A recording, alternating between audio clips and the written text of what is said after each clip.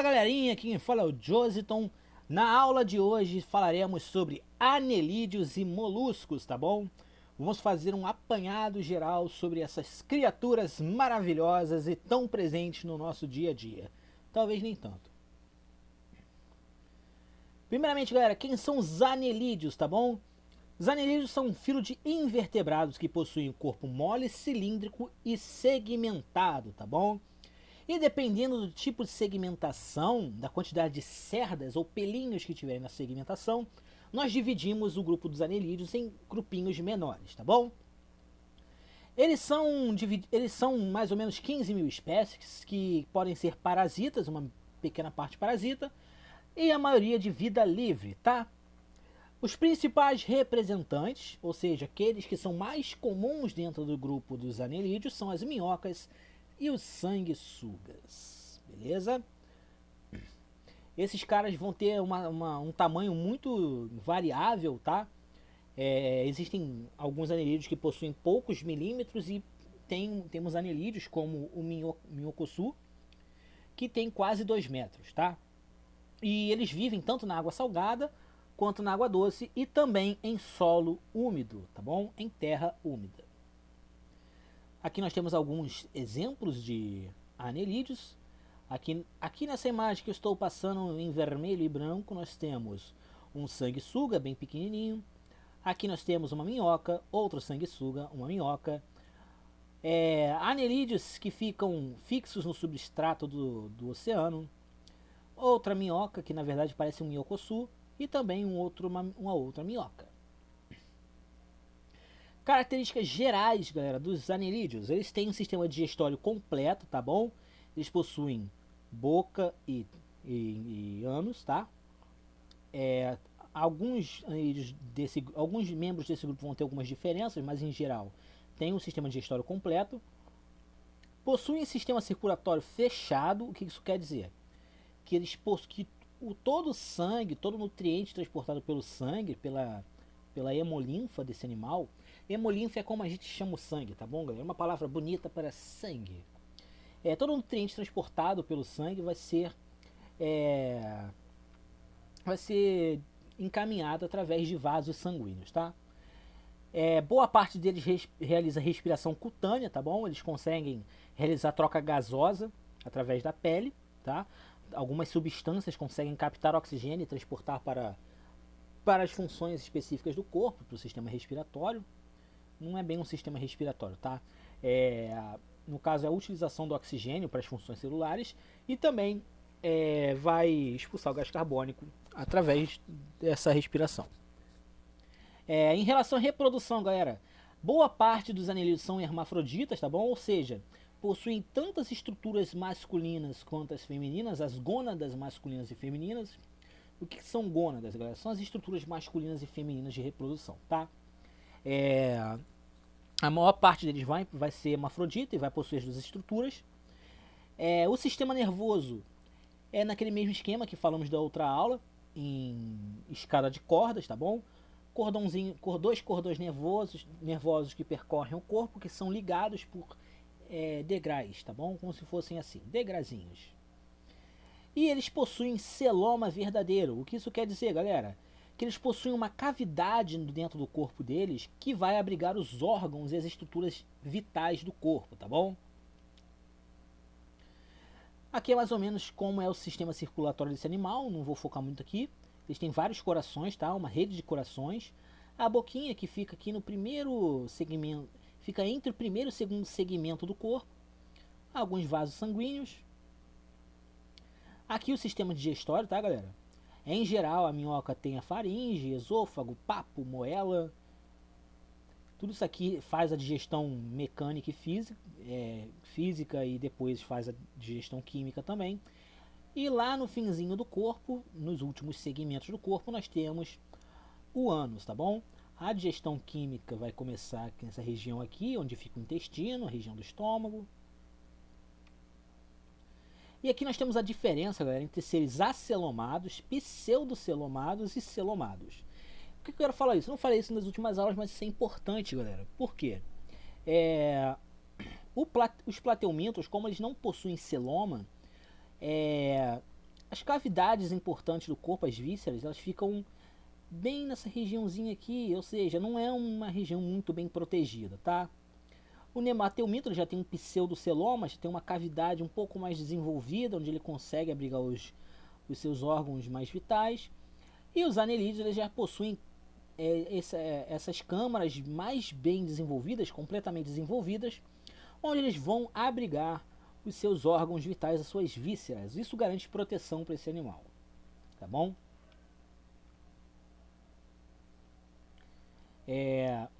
Na próxima aula eu vou falar sobre os folhetos germinativos, tá bom?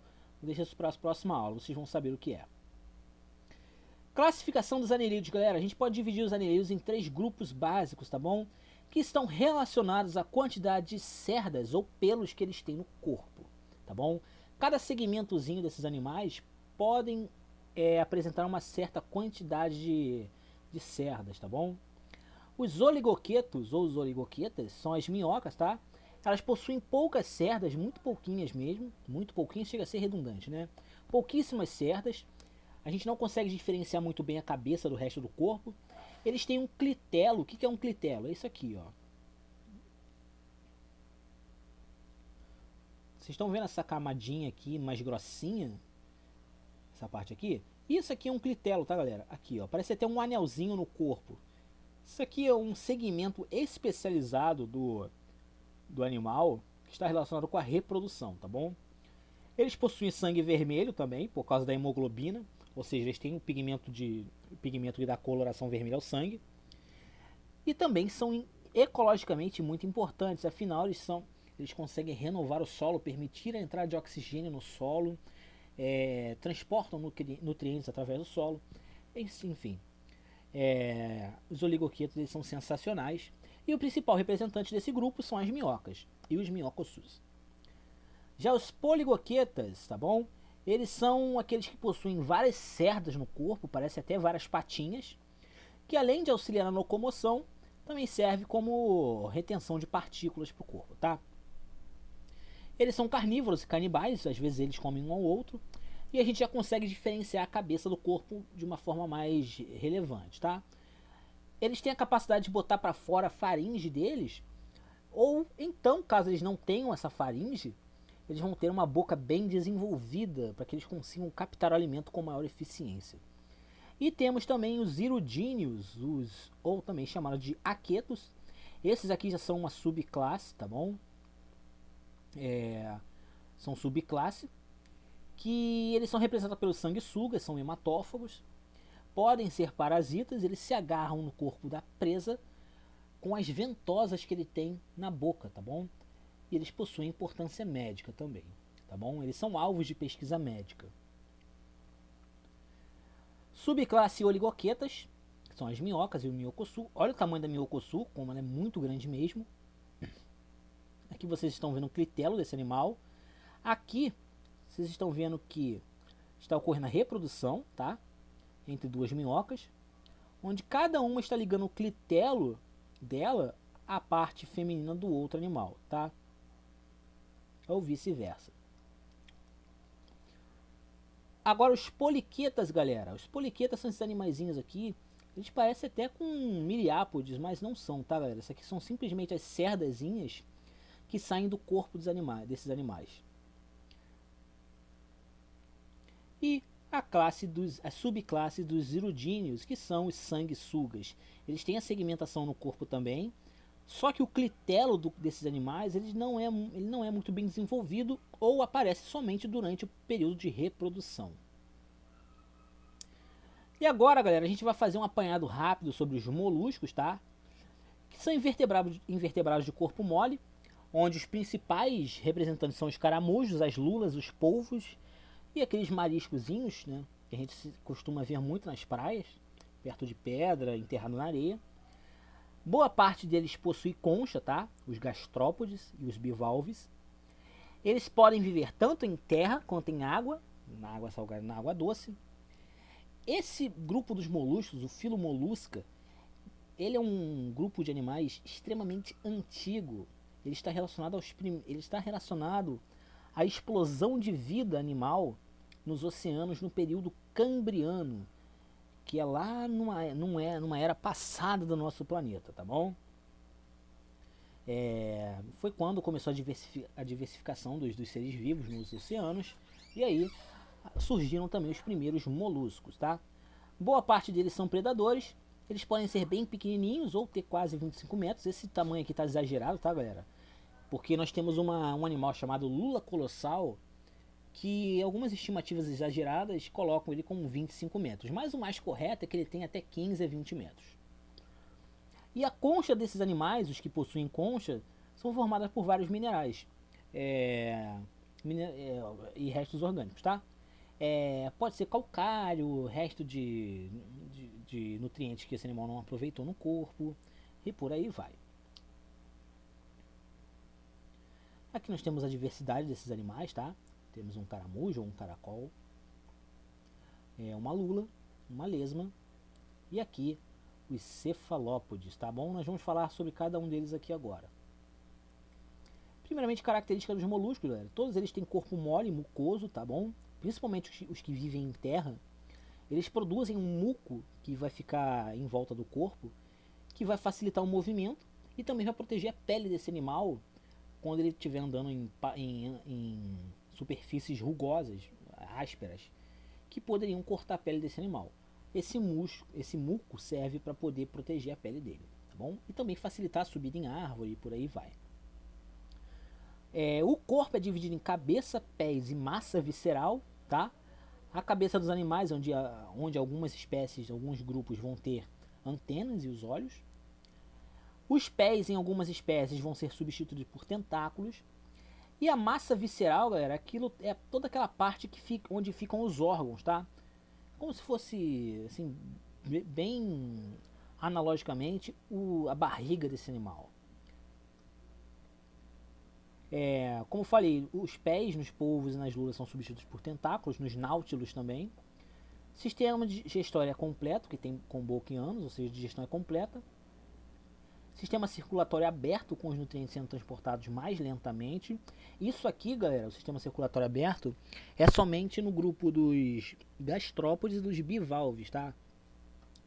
No grupo dos cefalópodes, nós já temos um sistema circulatório fechado, beleza? E algumas espécies possuem uma língua áspera. Algumas espécies, é até estranho falar, alguns grupos possuem uma língua áspera, que é chamada de rádula. Ela é como se fosse um sistema de uma língua cheia de dentinhos que consegue raspar os alimentos e cortar alguns alimentos também, beleza? Boa parte possui sexo separado com fecundação interna ou externa, tá bom? A fecundação interna é quando os espermatozoides vão ser colocados dentro da fêmea, e a externa é quando os espermatozoides e os óvulos vão se encontrar no meio ambiente. Aqui nós temos a anatomia de um caracol, tá? Isso aqui é básica, tá bom? Isso aqui pode servir de forma básica para os outros cefalópodes também, mas para os outros moluscos, perdão. Vocês podem observar que o coração, galera, ele é ventralizado, ele se estende por parte do corpo, tá? Temos aqui um sistema nervoso bem desenvolvido. A concha, que é formada de vários minerais, várias substâncias orgânicas e minerais. O pulmão, que fica bem no alto aqui da concha. Glândula de albumina, que ajuda na proteção do corpo e na produção também da concha. E aqui o duto espermático, onde vai ser produzido e liberado o esperma, no caso. Classificação dos moluscos, galera. Eles estão basicamente divididos em 3 classes, tá bom? Existem outras divisões.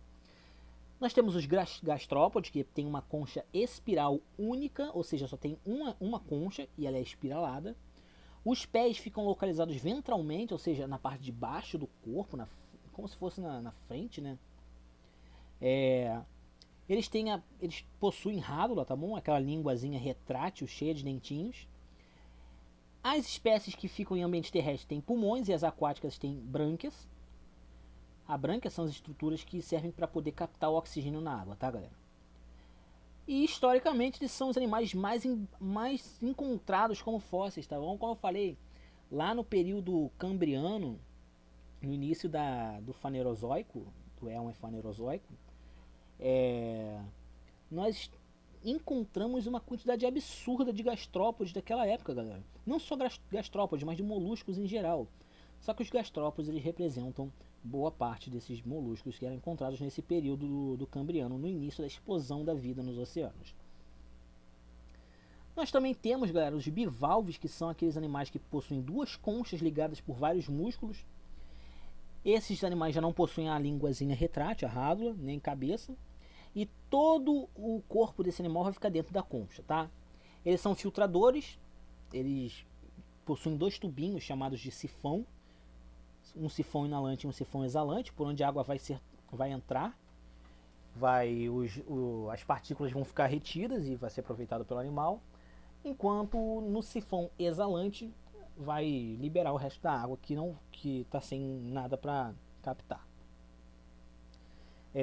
São animais, como eu falei, animais filtradores. Os pés eles saem do corpo quando a concha abre, tá bom? Os pés e alguma partezinha do corpo para poder se fixar e poder se movimentar também. A maior parte deles são marinhos, tá bom? Vivem em água salgada e eles podem ficar fixos em rochas, tá bom? É muito comum quando a gente vai em Mangaratiba, por exemplo, quem já foi em Mangaratiba, claro, a gente olha pro costão rochoso de Mangaratiba, a gente vê uma quantidade absurda de mexilhões e bivalves em si agarrados nas rochas, tá bom? E na areia da praia a gente vê muitos outros bivalvezinhos também soltos por lá, trazidos pela água e por aí vai. Eles são representados pelos mariscos, pelas ostras e pelos mexilhões e outros bivalvezinhos que existem por aí. Aqui nós temos os gastrópodes, tá? A fotinha dos gastrópodes, lesma. A lesma é um gastrópode que dificilmente possui concha, tá, galera? Eles geralmente não têm concha. Aqui nós temos os bivalves, olha aqui, o corpinho deles saindo e o pezinho também. E por fim nós temos os cefalópodes, galera. Os cefalópodes são animais sinistros, tá? Eles podem ou não apresentar concha, tá? A lula, esse bichão sinistro aqui, ele possui uma concha interna chamada de pena, que é bem pequenininha, parece uma penazinha, literalmente. Já o polvo não possui concha nenhuma, tá bom? E temos um outro animal chamado náutilo, que ele possui uma concha externa. E esses náutilos eles são animais bem primitivos, eles estão relacionados aos primeiros moluscos que surgiram na história. Tá? Como eu falei, os cefalópodes são representados pelos polvos, lulas e náutilos. Esses animais possuem olhos grandes, tá? Os polvos têm os olhos bem grandões. O cérebro é muito bem desenvolvido. Os polvos e as lulas estão entre os animais mais inteligentes do planeta. Inclusive tem gente que considera os polvos como alienígenas do mar, de tão inteligentes que esses animais são. Para vocês terem ideia, eles conseguem abrir potes com alimento dentro, por exemplo. Tem um vídeo bem legal que eu vou tentar passar para vocês depois, onde um polvo ele consegue identificar e reconhecer e guardar na memória os potes que foram abertos com alimentos. Quais deles têm alimentos e quais não têm. Isso é incrível. Tem vários vídeos assim que testam a inteligência dos polvos e é absurdo. Eles possuem a rádula também, aquela língua retrátil cheia de dentinhos, tá? A respiração é branquial, tá bom? Eles possuem brancas para poder captar oxigênio. E o sistema circulatório é fechado, ou seja, todo o sangue aqui nesses animais é transportado através de vasos sanguíneos. A maior parte das vezes eles têm sexos separados e a fecundação é interna. E eles são mestres na arte de se defender e de se camuflar. A camuflagem desses animais, alguns polvos e algumas lulas, eles têm algumas células especializadas chamadas de cromatóforos, que dependendo da situação, eles conseguem mudar a cor do corpo, tá bom? Em resposta ao ambiente, ficar camuflado no ambiente. E também eles liberam um jato de tinta que é muito útil para poder escapar de predadores, principalmente os polvos fazem isso também direto. As lulas também possuem essa capacidade. As lulas, elas não possuem concha, tá? Quer dizer, elas possuem a concha interna e são carnívoras, extremamente carnívoras, querem comer de tudo. Elas agarram as presas delas e vão rasgar junto com a ajuda dos tentáculos e com a rádula. Elas podem ser gigantes, que é o caso da lula colossal, que pode bater aí, sei lá, muitos metros de comprimento, quase 20. São extremamente predadoras, vorazes, querem comer toda hora. E elas podem liberar, como eu falei, esse jato de tinta que distrai o predador para ela fugir. E também possuem a capacidade de se camuflar. Tá bom? Os tentáculos dessas lulas têm umas ventosazinhas que ajudam o animal a se fixar na presa e rasgar elas. Temos também os polvos, que são mestres na arte da camuflagem, tá? Esse aqui é o polvo de anéis azuis, ou anéis dourados, eu não lembro o nome. Esse aqui é um dos polvos venenosos que existem, tá bom? E adivinha onde eles habitam? Na região da Austrália. Pois é. Eles não possuem concha, esse aqui não possui concha nem interna nem externa. Também possuem ventosas assim nos braços, nos tentáculos. Se camuflam muito bem, liberam aquele jato de tinta também. São extremamente inteligentes, talvez os mais inteligentes do planeta. E são predadores, algumas espécies sendo também venenosas, que é o caso desse polvo aqui. Por fim, galera, a gente tem um náutilo, tá bom? Que ele é um bicho que tu olha assim, parece que ele é da época dos dinossauros.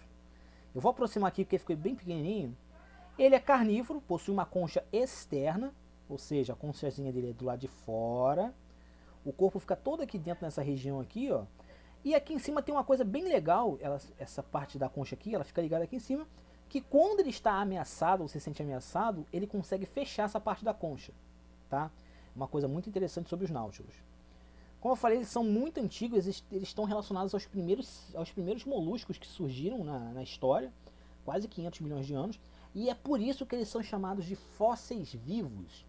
Por que fósseis vivos? Porque são animais que continuam vivendo e mantendo o seu formato corporal, essa estrutura corporal, muito semelhante com a de como era, sei lá, 500 milhões de anos atrás, lá no início do período cambriano, na explosão da vida marítima. Beleza? A concha desses animais geralmente é lisa, mede cerca de 22, 25 centímetros. Ela é meio espiralada, tá bom? Não tão espiralada, mas tem um desenhozinho espiral e tem uns desenhozinhos raiadinhos que é bonitinho.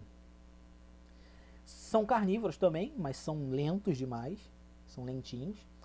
Eles se alimentam de peixes e animais mortos. Uma coisa interessante é que essa concha aqui, ela é repleta de gases que permitem que esse animal flutue na água. E essa quantidade de gases que fica dentro da concha, ela é controlada por um sistema de válvulas que, em certo momento, permite a entrada de água para poder fazer um peso maior nesse animal e diminuir a quantidade de água para poder permitir que esse animal consiga flutuar. Com isso, ele consegue se mexer na posição vertical, para cima e para baixo, e para se mexer para frente e para trás, horizontalmente, ele utiliza movimentos dos tentáculos junto com propulsão de jato d'água, tá bom? Esse é o fim da nossa aula, galera. Espero que tenha sido legal para vocês, que vocês tenham gostado. Então até a próxima, galera. Lembrando que o Lula Molusco é um quê? É um molusco. É isso, galera. Até a próxima.